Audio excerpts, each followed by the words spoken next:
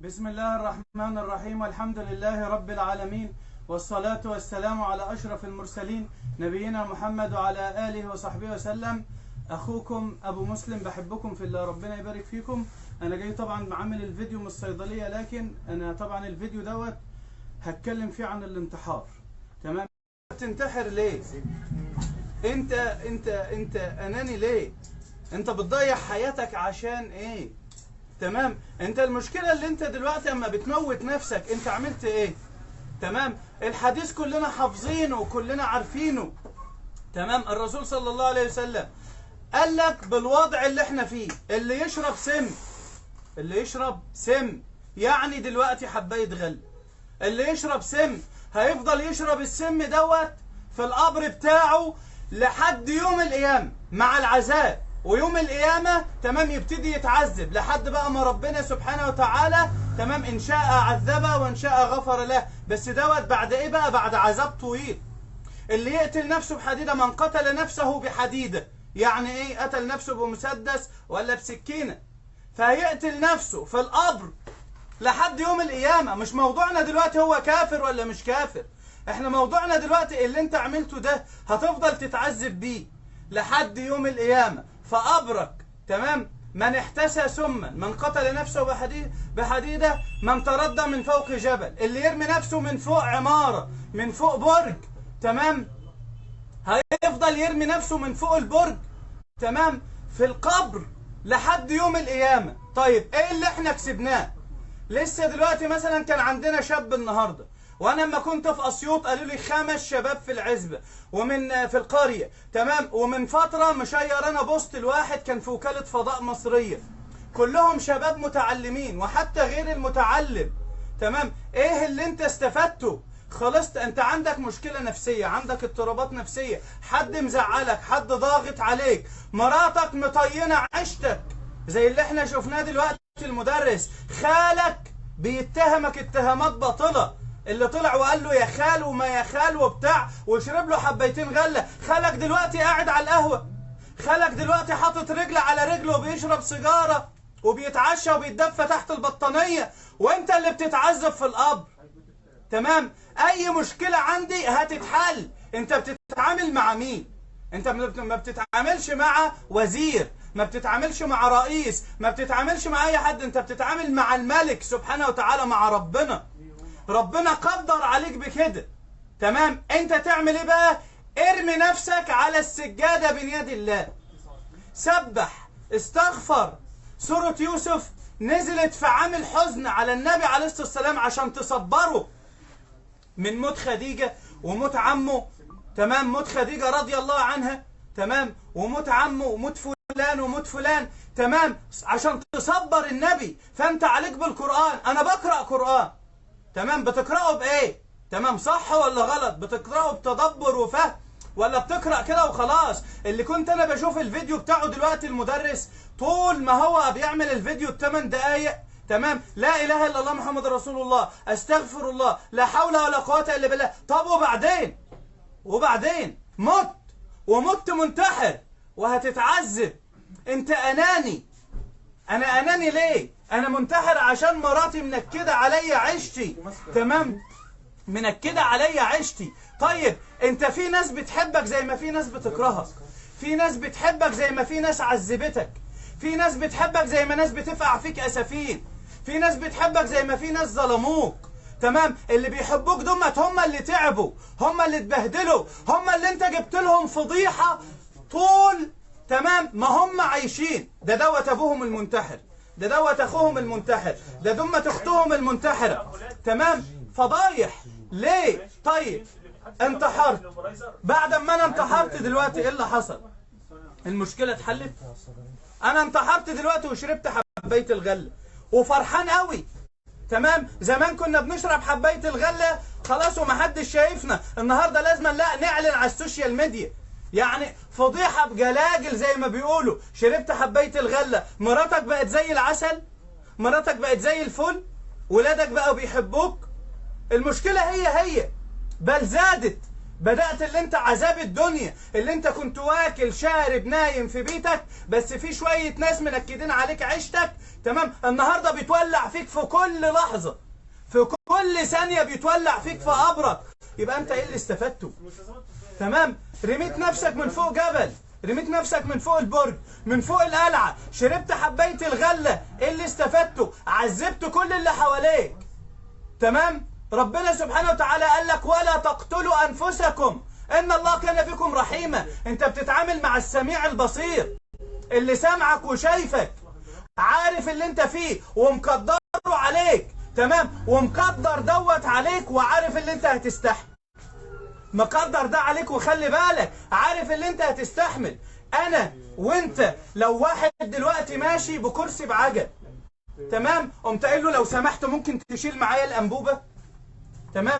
لو سمحت ممكن تطلع معايا شكارة الرز؟ بالله عليك، بالله عليكي، في حد فينا هيعمل كده؟ عمره. ما احنا شايفينه راكب كرسي بعجل ومشلول ولا معوق، ربنا يعافي الجميع مسلم وغير مسلم. تمام؟ ما بالك بقى بالملك هيكلفك فوق ما تطيق. ربنا سبحانه وتعالى قال لا يكلف الله نفسا الا وسعها.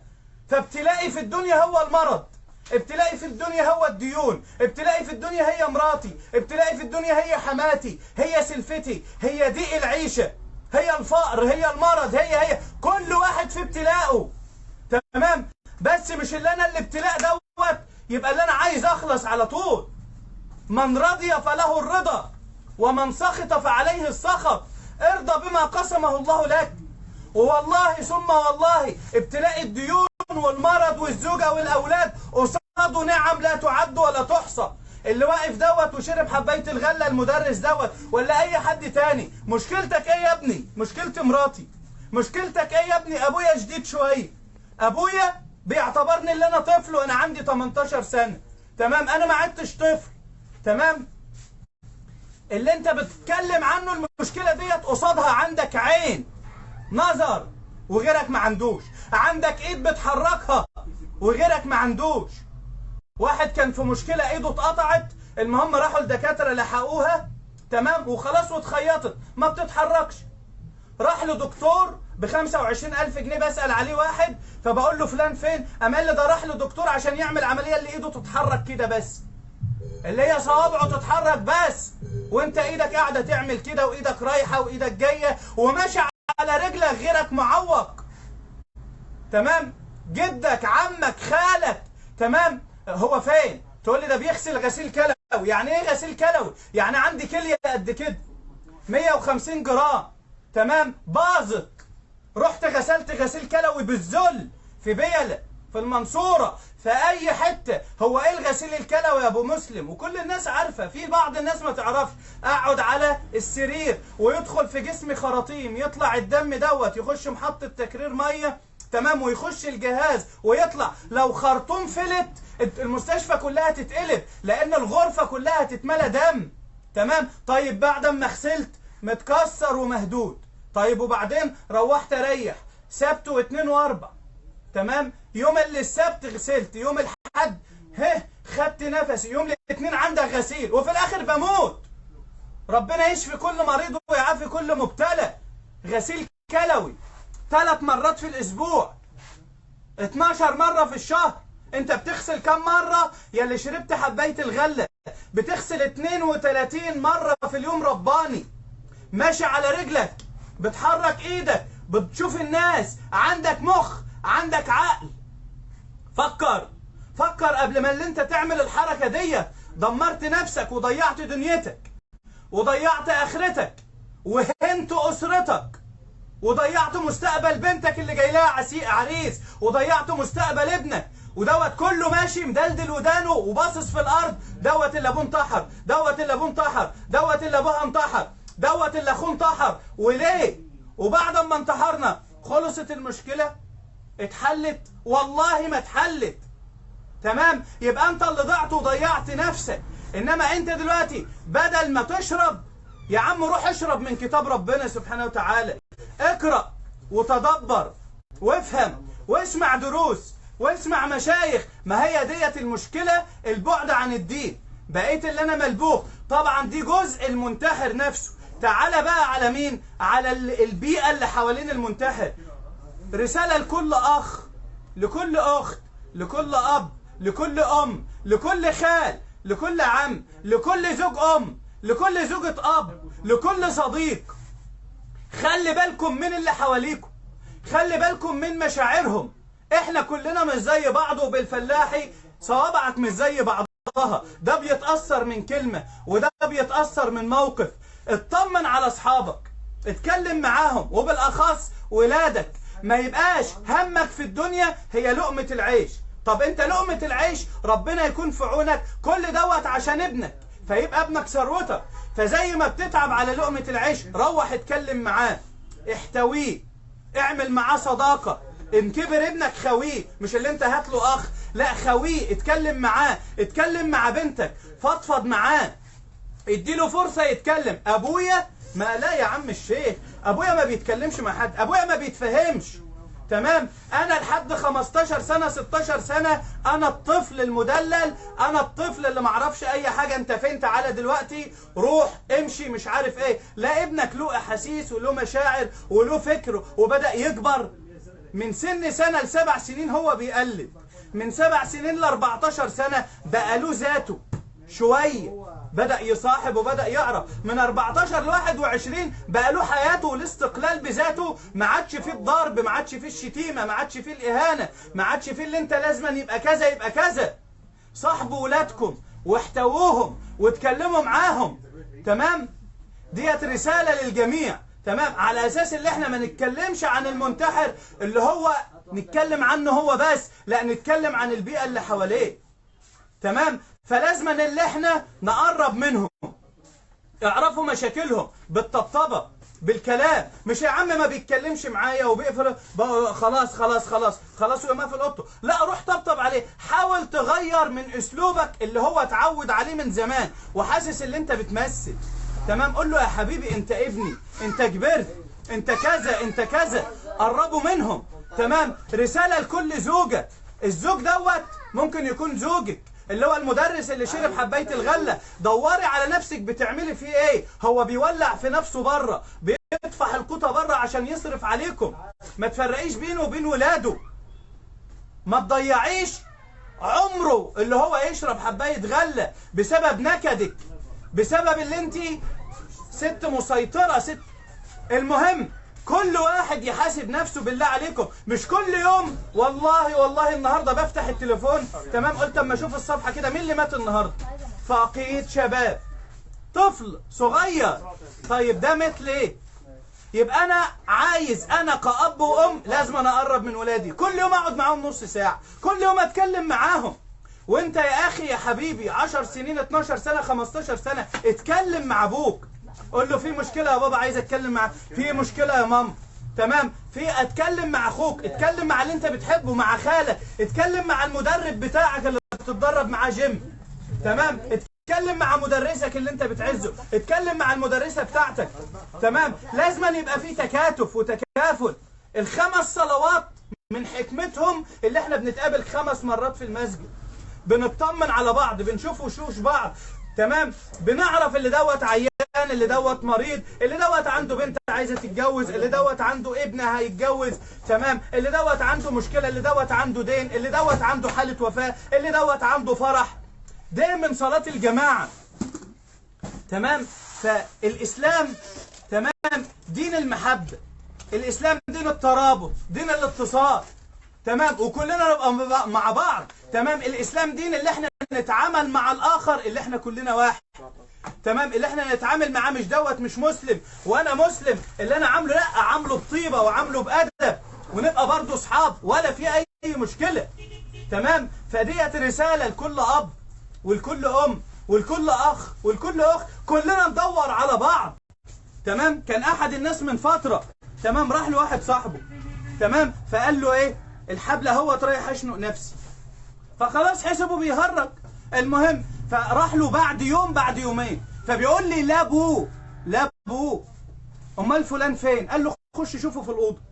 دخل يشوفه في الاوضه، تمام، دخل لقاه شانق نفسه وطفايه سجاير قد كده، يعني ابوه بره ومش عارف اللي هو جوه. ومش عارف اللي هو شانق نفسه بسبب اللي ابوه متجوز زوجة تانية وامه ماتت. فبنقول لزوجة الاب اتقي الله في نفسك، اتقي الله في اخرتك، اتقي الله في ولاد جوزك، ولا هتعمليه النهارده هيتعمل فيكوا بكره. كنت قاعد مع جماعه فبتكلم عن الجزاء من جنس العمل، واللي بيتعمل في ابوك النهارده ولادك هيعملوه فيك. فقلت الشيخ فلان قال اللي هو كان في ولد على الموقف فضرب ابوه بالقلم، تمام؟ فالناس بيحوشوه بيضربوه، فقال لهم سيبوه، انا ضربت ابويا برضه. واحد جربوه، تمام، من باب الشقه ولسه واخده على السلالم، قال له بس يا ابني كفايه لحد هنا. قال له اشمعنى؟ طبعا قال له انا زهقت منك ومليت منك ومن قرفك، تعال. قال له يا ابني كفايه لحد هنا. قال له اشمعنى لحد هنا؟ تمام. قال له لان انا شديت ابويا لحد هنا. والله الراجل اللي بكلمه قال لي حصلت في بلد جنبنا ب5 دقايق لا داعي لذكر اسمها. قال لي بيقول لي الولد ضرب ابوه، ضربه، فبيقول لك ابويا، قال له انت ناسي من 20 سنه اما انت ضربت ابوك قلم؟ هو ضربك قلمين اهو. الجزاء من جنس العمل، الجزاء من جنس العمل. اما تدور على ابنك دلوقتي، تمام، وتدوري على بنتك، تمام، كل دوت في ميزان حسناتك، ربنا هيبارك لكم. ما يكونش همنا الدنيا. يا عم الشيخ انت عارف الاسعار كام؟ وانا جاي من النرويج، ما انا عارف الاسعار وعارف الدنيا وعارف الامراض، وانا عايش في المعمعه دي كل يوم، وكل الناس بتتصل بيا، تمام، والناس بقرأ عليهم، وكل يوم مشاكل. بس مشكلتنا في ايدينا اللي احنا نحلها، مش هتتحل بين يوم وليله. ربنا خلق الدنيا في 6 ايام، فبيعلمنا الصبر، تمام. وادعو الى سبيل ربك بالحكمه والموعظه الحسنه. ما جاش معاك النهارده يجي معاك بكره. ما تقولش ابويا مقفل، ما تقولش ابويا مش عارف ينفع يتفاهم معاه، لا، واحده واحده. ما انت شوف انت عملت ايه في ابوك. ثم ابوك هو كده، تمام، هات له عم، هات له خال، هات له.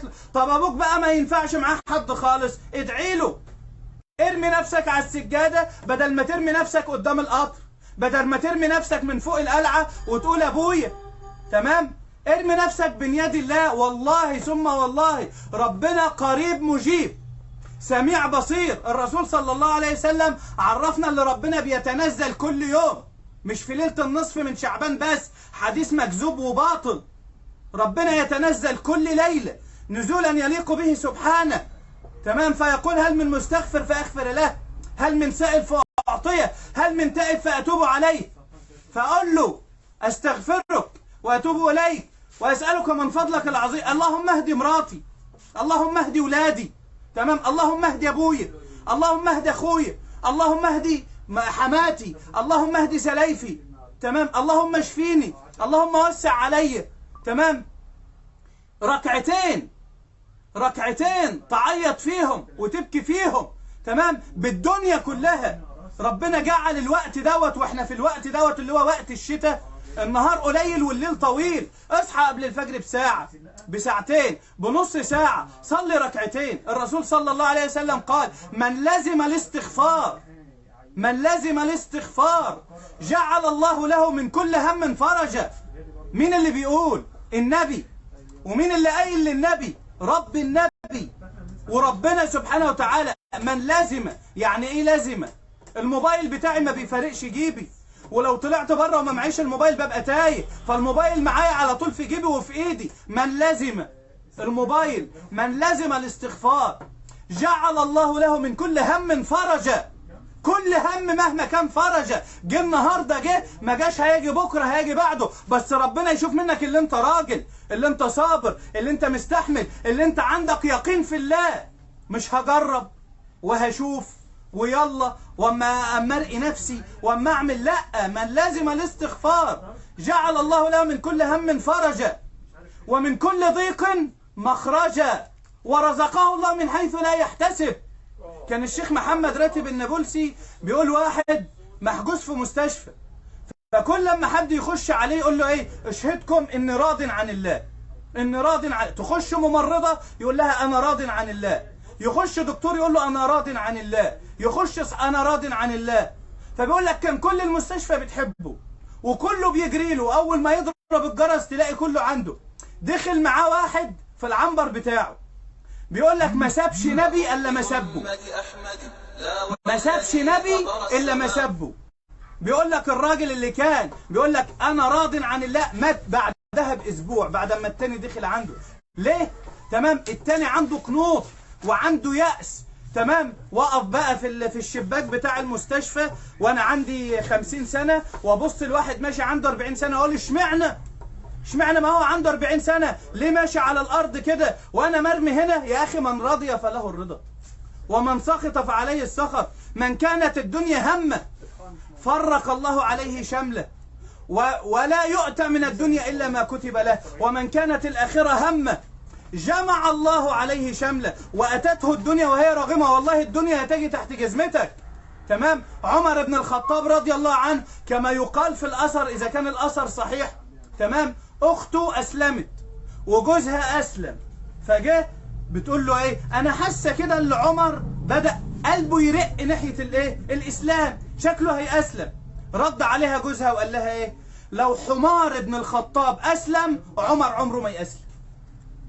خلي بالكم، لو الحمار بتاع ابن الخطاب عمر رضي الله عنه قال لا اله الا الله محمد رسول الله، عمر عمره ما قايلها. ده عمر ده جبار، ده عمر ده كافر، ده عمر ده فاجر، ده عمر ده كذا.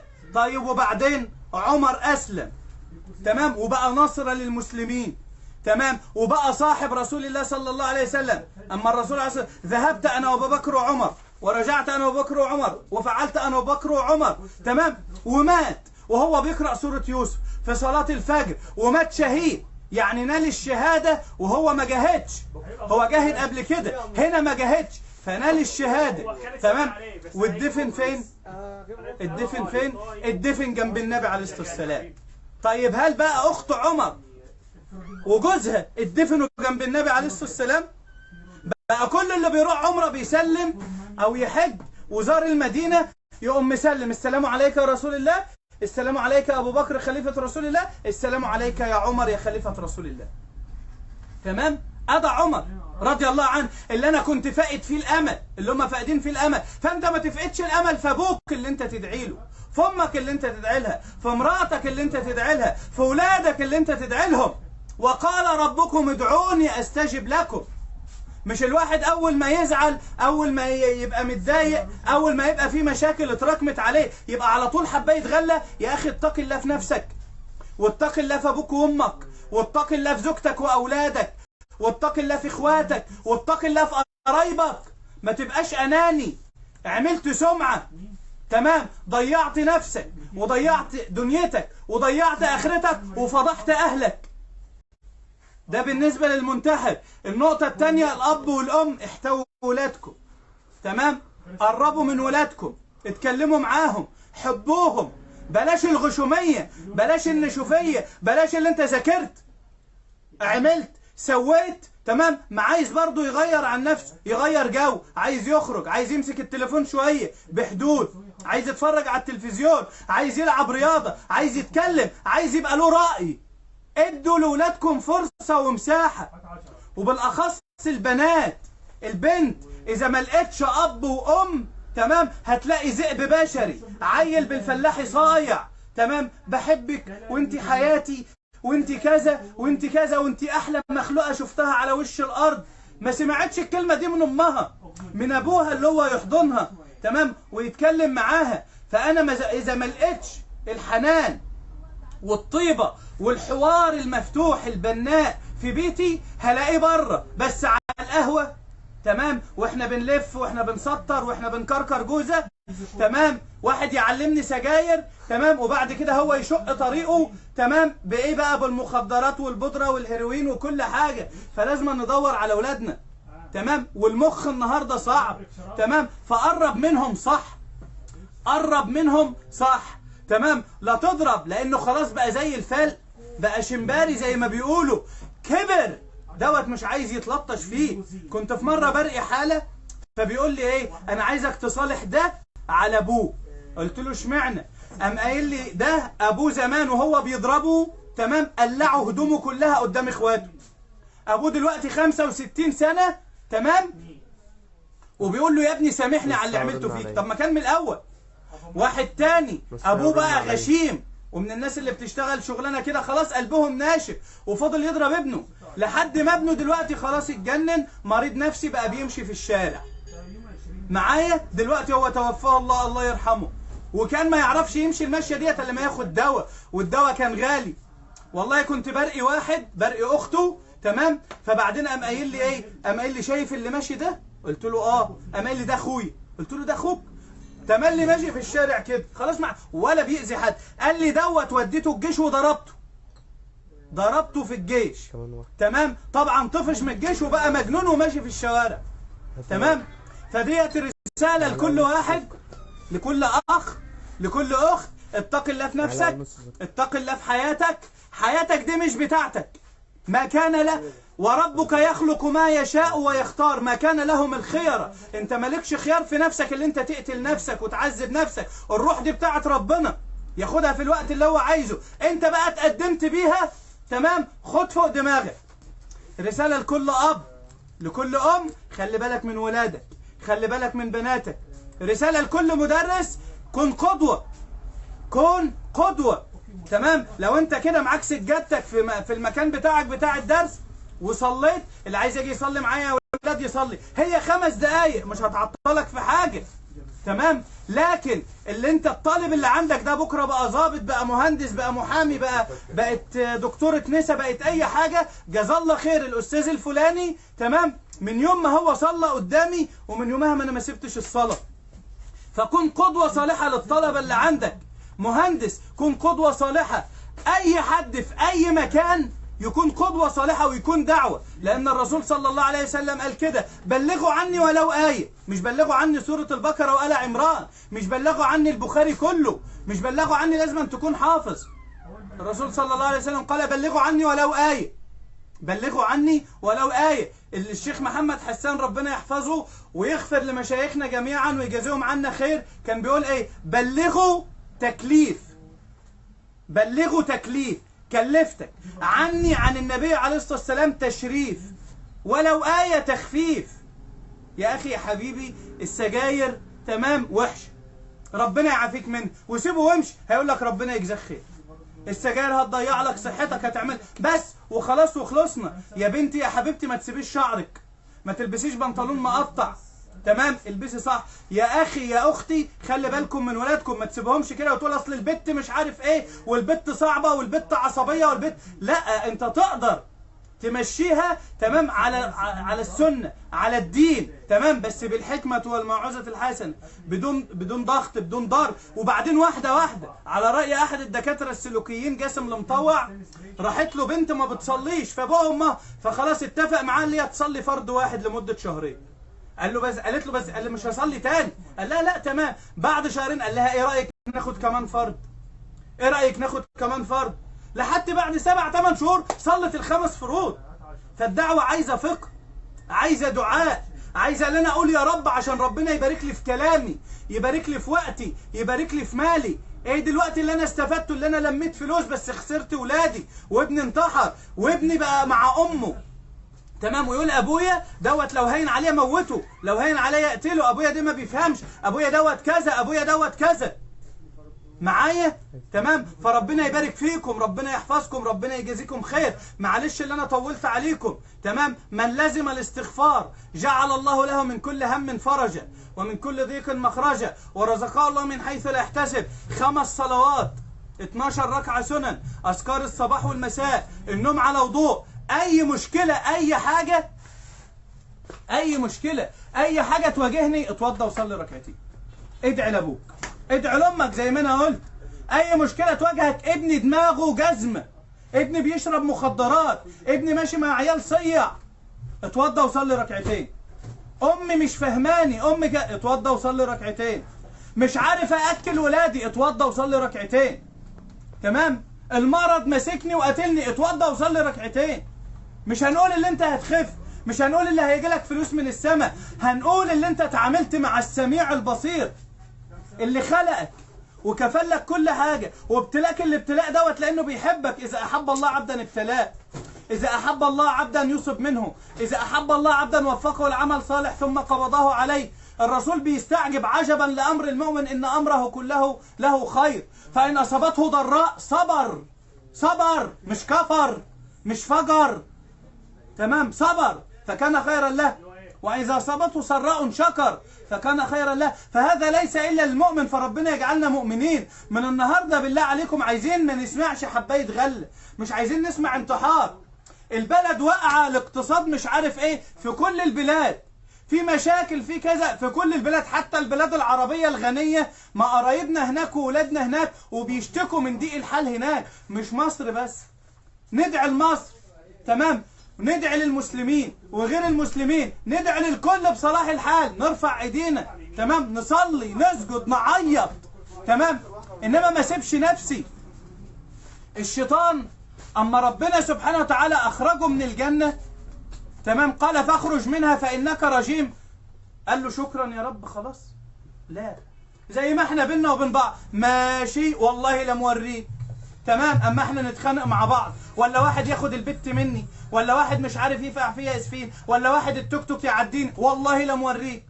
ولله المثل الاعلى. الشيطان مشى كده قال له يا رب مش انت اخرجتني، طب انا ليا طلب تمام، اجعلني من المنظرين المتاخرين تمام. فربنا قال له خلاص لك طلبك تمام. فقال ايه بقى؟ مع السلامه. قال له ايه؟ قال له خلاص انا هقعد مع نفسي بقى واستغفر واتوب. قال له لا، قال له فبعزتك لاغوينهم اجمعين تمام، والله كلهم لما اوديهم في 60 داهيه تمام، مش هسيبهم، هاجيلهم عن يمينهم وعن شمالهم ومن فوقهم ومن تحتهم وفي كل مكان، ولا تجد اكثرهم شاكرين الا عبادك منهم المخلصين. هيبقى لك شويه عباد كده انا مش هقدر عليهم، فربنا يجعلنا من دول تمام، الا عبادك منهم المخلصين اللي هم المتقين الموحدين، اللي بيصلوا، اللي بيصوموا، اللي بيزكوا، اللي بيتصدقوا، اللي بيبروا والديهم، اللي بيحافظوا على صحتهم، بيحافظوا على ارزاقهم، بيحافظوا على اولادهم تمام، بيشكوا همومهم الى الله سبحانه وتعالى، عارفين اللي فيه رب كريم قريب مجيب. فاهم حاجه اخي الحبيب اختي الكريمه تمام، يبقى انت عارف اللي فيه عدو. انا طالع من البيت لو مشيت شمال في واحدة بتكرهني هترمي من فوق مية تصبين، او انا اسف في اللفظ مية وسخة على دماغي، هتطلع ولادها يمشوا ورايا ويقولوا لا هبل اهوت والعبيط اهو. طب ايه اللي يخليني امشي شمال ما امشي يمين؟ خلصت. ربنا قال لي ان الشيطان لكم عدو فاتخذوه عدوا. الشيطان تمام كل يوم قاعد يخبط لك كده، ما هوش لاقي الباب يتفتح فبيسكت، ما بيسكتش من شر الوسواس الايه؟ الخناس. وسوس تمام، فذكرت ربنا واستعنت بالله عليه تمام، فخنس. استعنت بالله عليه ازاي؟ اعوذ بالله من الشيطان الرجيم. عندي عدو جن وعدو انس، شيطان جن وشيطان انس. شيطان الانس لو قرأت عليه القرآن كله هيقول لك وبعدين ادعي لي خدني تحت باطك. شيطان الجن اعوذ بالله من الشيطان الرجيم. فشيطان الانس عايز كلام وعايز مداهنه وعايز انما شيطان الجن عايز قرآن، عايز صلاة، عايز التزام، عايز قرب من ربنا سبحانه وتعالى. اعوذ بالله من الشيطان الرجيم. استجير بالله والتجئ الى الله واتوكل الى الله على الله واستعين بالله من الشيطان الرجيم اللي انت خلقتني وخلقته وشايفني وشايفه وانا مش شايفه وانت اللي تقدر عليه، فحوشه عني يا رب. يا رب ما اقدرش عليه يا رب لانه عدو خفي، انما عدو الانس عدو ظاهر تمام. فده بالكلام والطيبه وحسن الخلق، انما الشيطان اديله فوق دماغه بالجزم، بالذكر، بالتسبيح، بالصلاه، ده الصلاه 5 دقايق والمدرسه 6-7 ساعات، ده الصلاه 5 دقايق والمطبخ 5-6 ساعات، ده الصلاه 5 دقايق وشغل المعمار 12 ساعه. 5 دقايق في 5 ب25 دقيقة صلاة بعدنا عنها. المهم النقطة اللي أنا عايز أقولها، الشيطان قال لربنا مش هسيبهم، فبيستناك اكفر مش هكفر، خليك مشرك بالله مش هشرك بالله، طب اذني مش هزني تمام، طيب ما تصليش لا هصلي، طب والله ما أنا سايبك في الوسوسة بقى.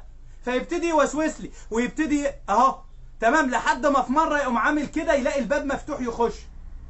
كل الناس بتكرهك، محدش بيحبك، وانت لوحدك ومراتك مبهدلاك وسقت عليها طوب الارض. شفت ابوك بيعاملك ازاي؟ شفت امك بتعاملك ازاي؟ شفت اختك بتقول عليك ايه؟ يبتدي واحدة واحدة لحد ما يتمكن منك. تمام؟ بعد ما تمكن منك، تمام، بص بقى، مش هو محدش بيسمعك؟ مش هو محدش بيسمعك؟ خلاص؟ ولا حد حاسس باللي جواك؟ تمام؟ انتحر. اشرب حباية غلة. انت عارف حباية الغلة دي هتعمل فيك ايه؟ هتروح عند ربنا الحنين الطيب سبحانه وتعالى، ده انت هتتنعم وتخش جنة عرضها السماوات والارض. مين اللي بيقول لي كده؟ الشيطان. وزين لهم سوء اعمالهم، فقعد يزين لك سوء العمل اللي انت بحبايه غله تبقى في الجنه، وكذب عليك ما قالكش اللي هتبقى في النار. ويوم القيامه يقول لك ايه؟ وما كان لي عليكم من سلطان الا ان دعوتكم فاستجبتم لي فلا تلوموني ولوموا انفسكم ما انا بمصرخكم وما انتم بمصرخي اني كفرت بما اشركتموني من قبل. هو ده الشيطان. وقال الشيطان لما قضي الامر. الشيطان ده اللي سمعت كلامه في سجاير، في نسوان، في بنات، تمام، في قهوة، في أطفش من المدرسة، فاسرق حاجات من البيت، تمام، اللي سمعت كلامه في حباية الغلة.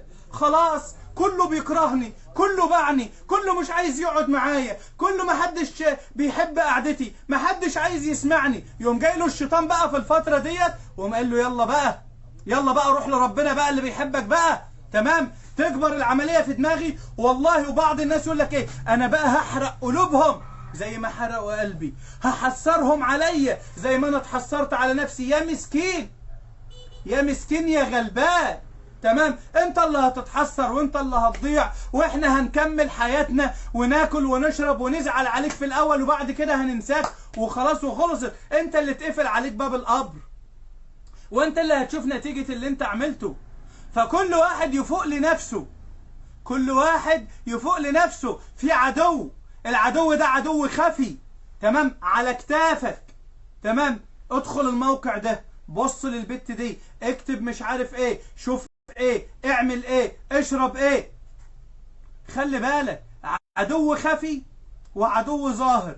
العدو الخفي ده ربنا سبحانه وتعالى اللي هينتقم لي منه بقرب من ربنا. العدو الظاهر دوت بالكلام الطيب زي ما احنا قلنا. فزي ما الرسول عليه الصلاة والسلام قال لا تصاحب إلا مؤمن.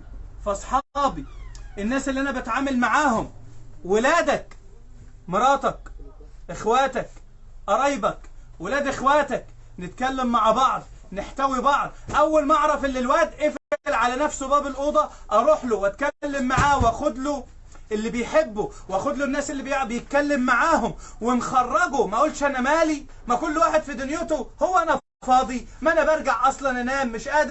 في لحظه يا اخي، في لحظه، تمام، ممكن يموت، ممكن ما نلاقوهوش، زي ما حصل، زي ما حصل، تمام. نسأل الله العفو والعافية. بحبكم في الله. كلنا ندور على نفسنا، ندور على اولادنا، ندور على احبابنا واصدقائنا، تمام. ربنا يبارك فيكم وربنا يحفظكم. ما تنسوا